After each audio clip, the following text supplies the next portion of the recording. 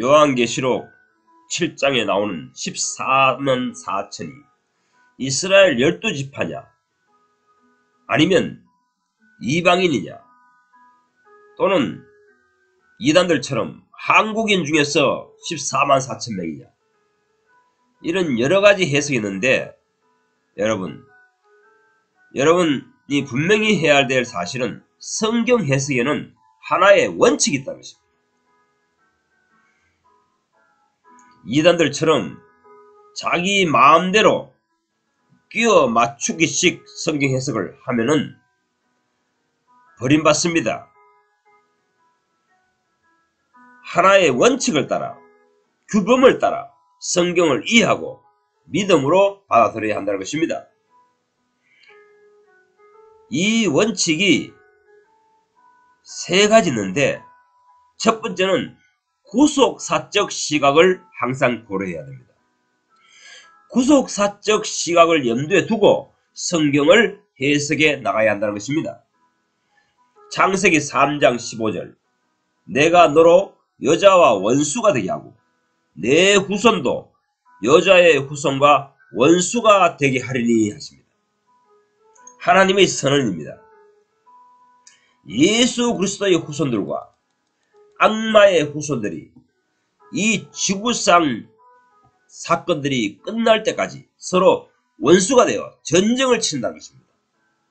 이것이 원수의 복음, 원시복음이라고 신학자들은 말합니다. 첫 번째 전환, 하나님의 복음이라는 것입니다. 이 목적에 의해서 지구는 창조되었고 인간이 범죄했으며 메시아가 오신다는 것입니다. 그래서 메시아가 오셔서 회복시킨다는 것입니다. 이 사실을 이사야 53장과 요한계시록은 증거합니다. 예수의 후손들과 악마의 후손들 간의 전쟁 이야기입니다. 이것이 요한계시록의 내용입니다. 이런 기준으로, 이런 원칙으로 성경을 해석하기 시작하면, 이런 원칙으로 요한계시록을 이해하기 시작하면 요한계시록의 많은 구절들이 솔솔 풀릴 것입니다. 또 하나의 원칙이 있는데 그것은 남은 자만 구원을 얻으리니입니다. 남은 자만 구원을 얻으리니입니다. 사도 바울은 로마서 9장 27절에서 이스라엘 자손들의 수가 바다의 모래 같을지라도 남은 자만 구원을 얻으리니 주께서 세상에서 그 말씀을 이루시고 속히 시행하시리라 하십니다. 남은 자만 구원을 얻습니다. 메시아 예수를 믿는 자가 지구상에 모래알처럼 많아질지라도 남은 몇 명만 구원 얻습니다. 이것이 하나님의 뜻하심입니다. 하나님께서는 이렇게 정하셨습니다. 이사야서 6장에 가면 이 사실을 더 명확히 합니다. 믿는 자가 완전히 지상에서 사라질 때까지, 즉 나무 뿌리만 남을 때까지 지상의 인간의 눈에 예수를 제대로 믿는 사람들이 하나도 보이지 않을 때까지, 그때까지 이 구원 사역은 진행되리라 하십니다. 그래서 예수께서 내가 올 때 믿는 자를 보겠느냐 하셨습니다. 아주 극소수만 주님을 참으로 섬기고 있을 것이라는 말씀입니다. 이사야서 6장은 지상에 예수 믿는 자가 다 사라질 때까지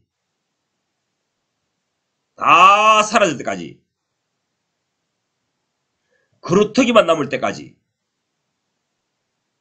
이 구원의 복음은 지구상에서 진행되리라 이렇게 예언하고 있습니다. 그래서 제가 지상교회, 즉 가시적 기독교에서 신앙생활을 하는 기독교인은 단 한 명도 천국에 들어가지 못한다고 밤낮으로 외치고 있는 것입니다. 그래서 찰스 존 나일도 여러분이 생각하는 것보다 너무나 적은 소수가 천국에 들어갈 것이다 이렇게 외친 것입니다. 창세기 3장 15절에서 예언하신 대로 지구상 역사는 그렇게 진행될 것이며, 이사야서 6장에 예언된 대로 신약 시대는 그렇게 진행될 것입니다. 세 번째, 성경을 이해하는 하나의 원칙이 있습니다. 그것은 경륜적이라는 것입니다. 하나님이 뜻하심 따라 된다는 것입니다. 예정 따라 된다는 것입니다. 에베소서 1장 5절, 그 기쁘신 뜻대로 예정하사. 9절, 그리스도 안에서 때가 찬 경륜을 위하여 예정하신 것이니 합니다. 11절, 모든 일을 그의 뜻의 결정대로 실행하신 하나님의 계획을 따라 우리가 예정함을 입어 그 안에서 기업이 되었다 하고 알려줍니다. 하나님이 이 지구를 창조하실 때, 이 인간을 창조하실 때에 모든 생물들이 일어나서 살아나서 활동하게 하실 때에 하나님이 뜻하심이 있었다는 것입니다. 하나님의 계획이 있었다는 것입니다. 그 뜻대로, 그 예정대로, 그 경륜대로 역사는 진행된다는 것입니다. 이 에베소서에 대한 이해는 사도 바울의 영적 이해입니다. 사도 바울은 영적 세계, 예수 그리스도의 천상에서의 사역은 이렇게 진행되고 있다고 우리에게 알려주는 것입니다. 이렇게 사도 바울의 쓴 글들을 100% 해독할 수 있다면 그 사람은 요한계시록도 술술 풀릴 것입니다. 예수께서 딴소리를 하신 것이 아닙니다. 사도 바울 따로, 사도 요한 따로 이렇게 하나님의 계획을 알려주신 것이 아닙니다. 똑같은 내용입니다. 사도 바울에게 인식시키신, 이해시키신 말씀과 예언의 말씀과 사도 요한에게 이해시키고 인식시키신 하나님의 말씀, 하나님의 뜻하심이 똑같다는 것입니다.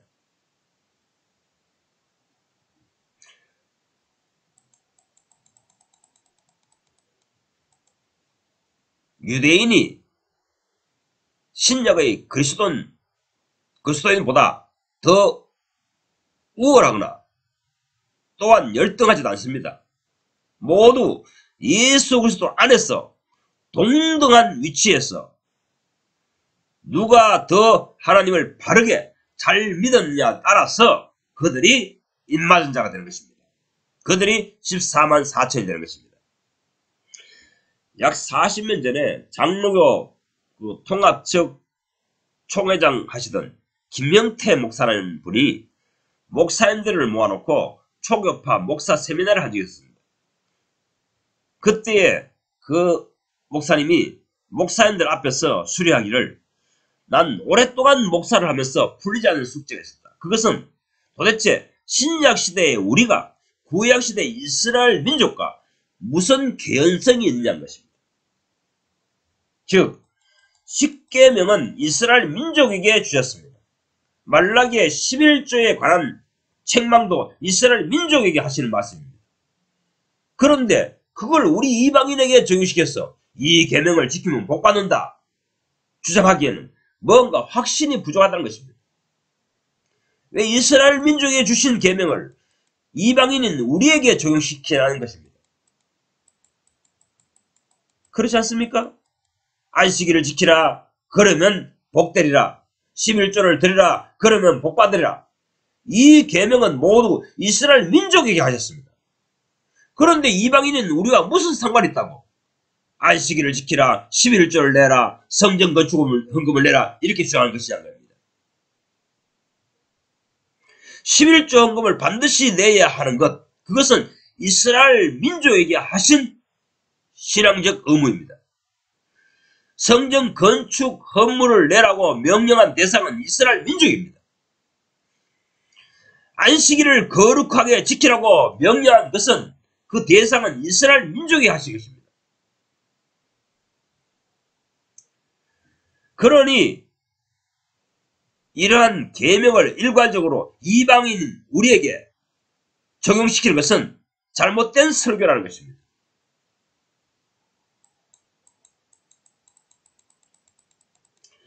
구약 시대에 이스라엘 민족에게만 국한된 계명, 계율을 신약 시대에 예수 믿는 이방인에게 적용하는 행위가 불법을 행하는 자들입니다. 신약 시대에 역사하시는 성령님의 사역을 회방하는 성령 회방제입니다. 성경을 바르게 보고 바르게 해독하고 바르게 해석해서 설교해야 됩니다. 이스라엘 민족과 맺은 계약은 구약으로 끝났습니다. 이제는 새 언약의 시대가 도래한 것입니다. 고 김영태 목사님은 이 의혹을 갈라디아서 마지막 장 16절로 통하여 자유함을 얻다 했습니다. 무릇 이 규례를 행하는 자에게와 하나님의 이스라엘에게 평강과 긍휼이 있을지어다. 아멘. 하나님의 이스라엘입니다. 새 용어가 등장한 것입니다. 육신적인 이스라엘은 지금 말하는 유대인들입니다. 이스라엘 나라입니다. 그들에게 하신 약속이 있다는 것입니다. 그런데 신약 시대 때는 하나님의 이스라엘이 있다는 것입니다. 그들에게 약속한 내용, 계약한 내용, 명령한 내용이 있다는 것입니다. 그것을 지키는 자, 그것을 실천하는 자, 실행하는 자에게는 하나님의 은혜와 긍휼과 평강이 있을지어다. 사도 바울은 이렇게 축복 기도를 한 것입니다. 하나님의 입장에서는 누가 진정한 이스라엘입니까? 누가 진정한 택한 자입니까? 이스라엘이란 단어는 선택받은 자라는 뜻입니다. 하나님께. 하나님 입장에서는 누가 진정한 하나님께 선택받은 사람들입니까? 예수 그리스도를 통해 창출한 믿는 자들이라는 것입니다. 진짜 예수행이들이라는 것입니다. 이 사실에 대해서 중국의 전도자 워치만 니도 가르쳤으며 캐직 사경에서 앤드류 머레이 목사님도 그렇게 가르쳤습니다. 하나님께서는 무엇이 더 이뻐 보이는 것입니다. 무엇이 더 소중하다는 것입니다. 하늘 입장에서는 누가 더 중요한 것입니다. 이스라엘 민족적 공동체입니까? 예수 그리스도의 이름으로 모이는 공동체입니까? 예수 그리스도의 후예들입니다. 창세기 3장 15절에 말씀하신 것처럼 예수 그리스도의 후예들과 악마와의 전쟁이 지구상 역사 내내 있을 것이라고 말씀하신 것입니다. 하나님의 중심을 읽어내야 됩니다.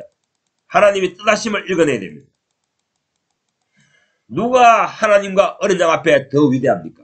이스라엘 민족입니까? 예수 그리스도의 자손들입니까? 맨날 죄만 즐겨 짓는 이스라엘 민족이, 육신대로 사는 저 이스라엘 민족이 하나님 앞에서 귀중한 존재들입니까? 착각에서 벗어나기 바랍니다. 누구든지 죄인은 하나님 앞에 설 수 없습니다. 죄를 즐겨하는 사람은 하나님 앞에 설 수 없습니다. 누가 하나님 나라를 상속받습니까?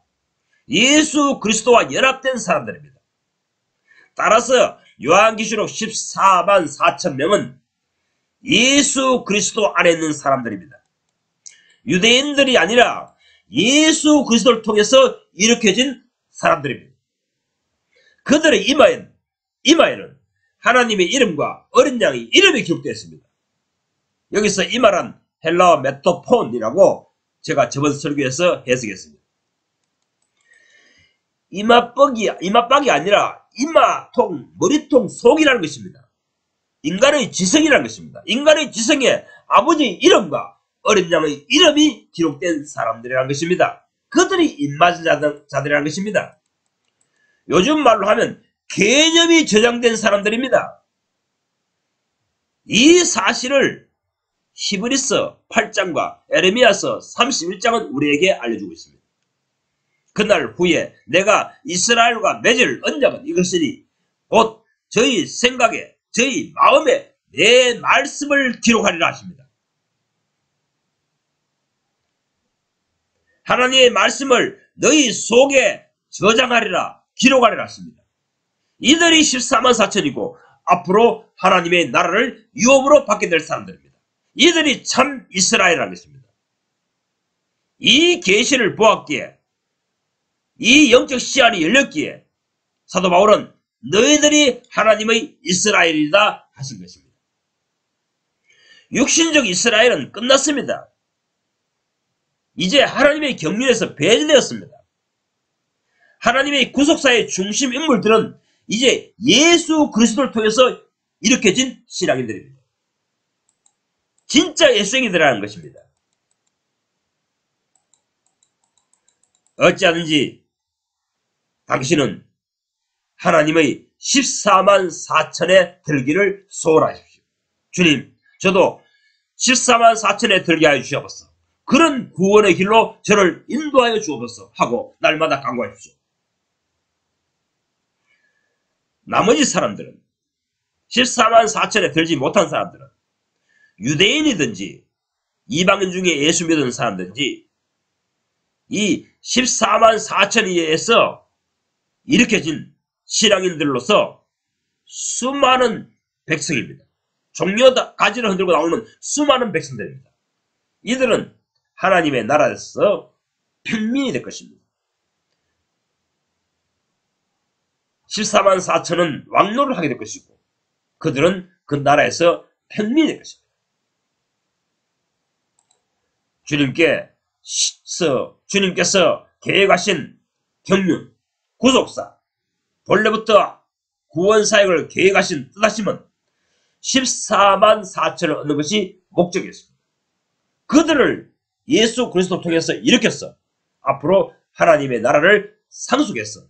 이 나라에서 다스리고 통치하라. 영원토록 그들을 위해서 왕노를 하라. 이렇게 명령하신 것입니다.